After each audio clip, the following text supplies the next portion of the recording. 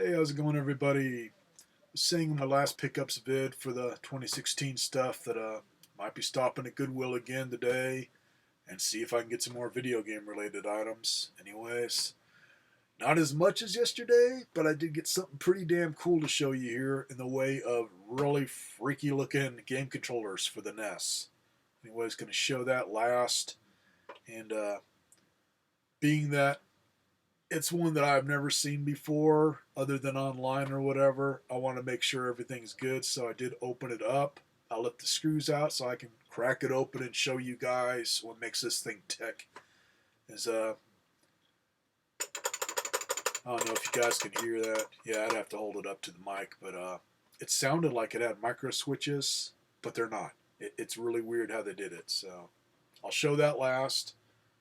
Otherwise, they did have some more games, mainly PlayStation stuff, but a lot of sports games, and I only picked those up if I can get them really dirt cheap. And this time, even that there was a buck a piece, hence really looked out yesterday at that 550.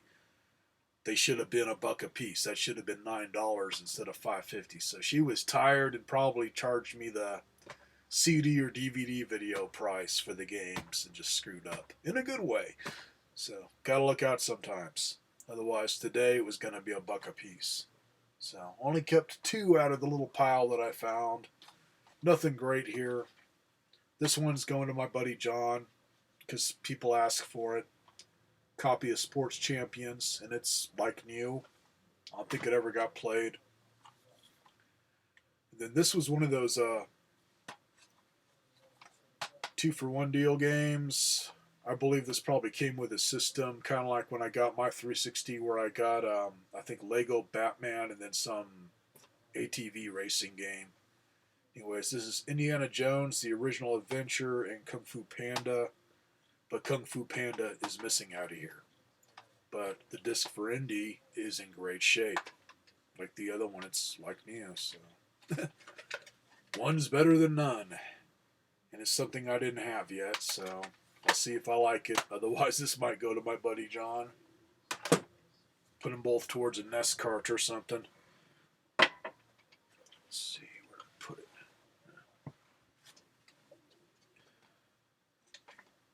On this, I'm thinking they had the system there, and maybe somebody took this out of the box and set it in another bin and then forgot about it when they were checking out the system. It's in too good a shape. Usually when I find anything poster related at that store, they're beat to hell from little kids tearing them up or whatever. Anyways, I don't think I have this with mine yet. They only did this with a few of the plug-and-play systems for Atari. I think the ones that I have are for Asteroids. So, got one for Centipede. And this will go in my other game room, where I sleep now and have the majority of my boxed stuff. Hence, in here, it was getting way too crowded. That's why I haven't done any game room tours or anything, man. I couldn't walk through here without moving stuff, man. Just way too crowded. So I'm trying to get that better. And then, no time soon, I have brought it up before like I was going to do it soon, but I've been fighting chronic pain, and sometimes I'll start feeling really good, and then I'll do something stupid, and boom, the turd starts spinning in the fucking toilet again, and then I gotta start all over on getting myself better. It's not fun, and it's been going on for over 2 years. This is getting crazy. But I do have it set up pretty good in my other game room to where I might be able to give you a small tour of that. It's smaller, but I got all my box stuff, and it's all nice. Anyways, now for the cool thing. Let's see.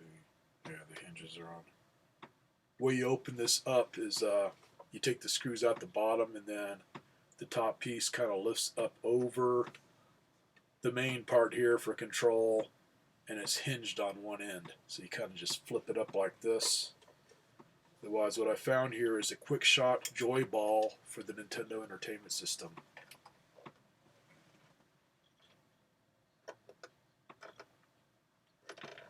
And being that I got a light bulb right there that's amplifying the light like crazy on this, it's making this look like I already cleaned it. I didn't. That's why I opened it up, was to see how the inside looks, which the inside is really clean. So just gotta give the two halves a good wipe down, probably with a magic eraser, and then hit it up with some Armor All, make it all shiny, and this will look like new again. It's in really good condition. Anyways, the way this crazy thing works is you got suction cups, so you'd have it on a table, this end facing you. So basically, you'd be playing like this, like you have some really fucked up disability. Which I already have some fucked up disabilities, so this will make it that much more fucking fun. Otherwise, I just like the look of it. It's fucking weird. But, hear that there? It made me think that it's all micro switch, which would have been cool, but the way they did it, cool enough. It's held up all these years, so, anyways. Those are the weird switches, and then this, you just get your hand on there and move it around for your direction. And then your start and select buttons. Those, when I opened it up, they're more common to old school systems like the regular old NES controller. When you open it up, you get those little rubberized diaphragms that have the centerpiece that hits the contacts. Anyways, that's what those are. Then on this side, have a slider switch to turn auto fire on and off for both buttons probably. And then they made it to where you can have it left or right handed, which probably just switches out A and B. Or it could switch out your directions. I don't know, man. Until I try it, I don't know, because I haven't plugged it in yet. But anyways, another switch there. So open it up here. It is hinged at this end, so you got one large screw in the center here for anybody that finds one of these and needs to open it up. That is to hold on this ball top here. It's on a post in the center, which is probably got a big spring in it, as it's pretty damn solid. That you can leave on and only take it off if you have to get at the stuff under it, as this just lifts right over. Otherwise, it also lifts over these two buttons, and then the side buttons here, or switches, should stay in place.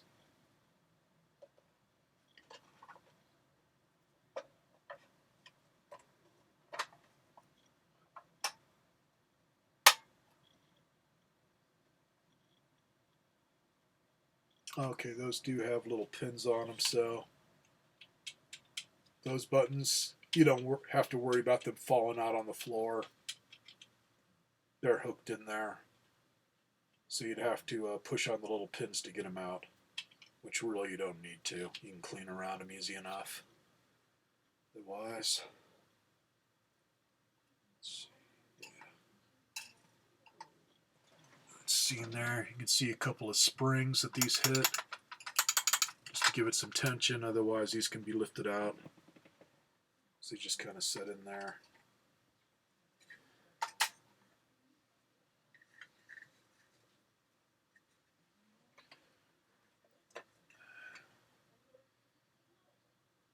That should be good enough to where you can see that. Let's see. Okay, they are the same all around.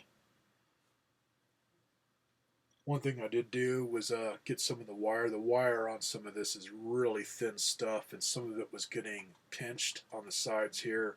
So I kind of just pushed it out of the way before I put it back together. Let's try to get close here. See how that works? That's where the little post would hit. Same thing on this. And then there is a little flip thing in there that hits that post that's in the center. Really crazy how they did it, but it works, man. So I've had a lot of stuff made by this company that's just been total shit because of the damn switches being so cheap. This they actually did all right on, figuring out something unique. And really, unless you get a kid that just slams his fist into it, it's pretty heavy duty. And the post that sticks up that the little flipper thing hits, it's a nice thick metal post. And say this, I didn't want to take out that large screw and have anything go flying off on me, but yeah, I'm pretty sure that there's a spring between this and the bottom here, just on how this feels. Otherwise, pretty solid. So, be interesting to give this a try out. And I'm putting it back together. See, these have kind of a fin off to one side, so you can tell what left and right is. Actually, I think that's there so they don't flip up out of the top piece. That keeps them in where they're supposed to be.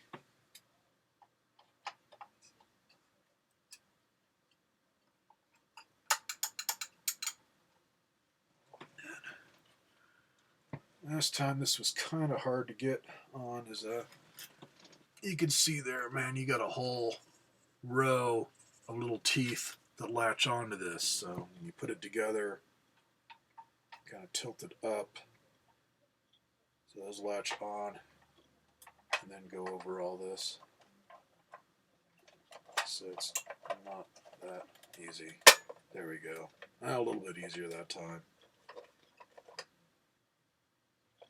Then on screws that I took out, one there, and then there's one by each one of these suction cups.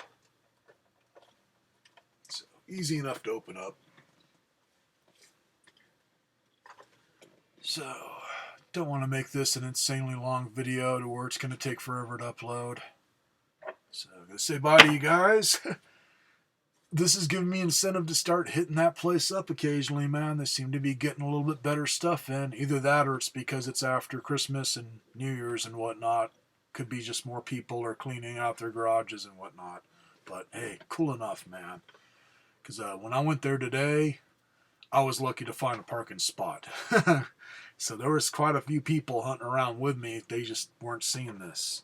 I almost passed this up as a little kid toy. Because like I say, it's the first one I've seen in the wild. And it looks like a little kid's toy. Didn't realize it was a joystick type controller. So you never know, man. All I can say is if you got one with the bins, go through it like a crack whore looking for that last golden nugget, man. Just look at everything, even if it's clothing.